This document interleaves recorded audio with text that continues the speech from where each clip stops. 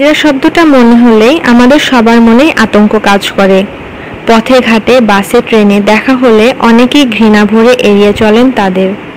যদিও রাষ্ট্র তৃতীয় লিঙ্গের সম্মান দিয়েছে, কিন্তু সমাজের মানুষের কাছে এখনও তাদের অবস্থান খুব একটা গ্রহণযোগ্যতার জায়গায় নেই। অথচ আমাদের জানার সীমানার বাইরে বহু হিজড়া সমাজের মানুষের জন্য নীরবে নিভৃতে অনেক ভালো কাজ করে যাচ্ছেন, যাদের কথা খুব একটা শোনার সময় আমাদের হয় না।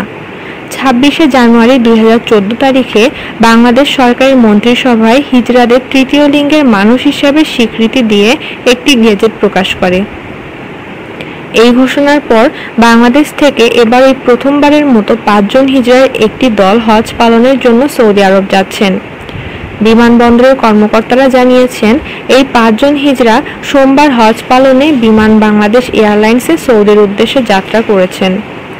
বিমানবন্দরের একজন কর্মকর্তা বলেন, গাজীপুর থেকে আসা হিজড়াদের দল রাত 2টায় হযরত শাহজালাল আন্তর্জাতিক বিমানবন্দরের অভিবাসন চেকপয়েন্ট অতিক্রম করেন। তিনি বলেন, আমি এই প্রথম হিজড়া হজযাত্রী দেখলাম। পরে তাদের ফাইল পড়ে দেখলাম ওনার নাম কাকলি হিজড়া, গাজীপুর থেকে এসেছেন। আমার সবার নাম মনে নেই, কিন্তু দ্বিতীয় জনের নাম ছিল নুরুজ্জামান, আর তাদের সবার পরনে ছিল হজের পোশাক। ধর্ম মন্ত্রণালয় থেকে জানিয়েছে, তারা নিশ্চিত নন এবছর কোনো হিজড়া হজ পালন করছে কিনা। মন্ত্রণালয়ের যুগ্ম সচিব হাফিজ উদ্দিন বলেন, এটা খুবই অস্বাভাবিক, আমি কখনো এরকম কিছু শুনিনি। সাবেক হজ পরিচালক বজলুল হক বিশ্বাস ঢাকা টাইমসকে বলেন, আমি দায়িত্বে থাকাকালীন সময়ে অর্থাৎ 2007 থেকে 2013 সালের ভেতর কখনো কোনো হিজড়াকে হজ পালনের জন্য আবেদন করতে দেখিনি। তবে এটা সত্যি যে হিজড়াদের হজ পালন করতে কোনো নিষেধাজ্ঞা নেই।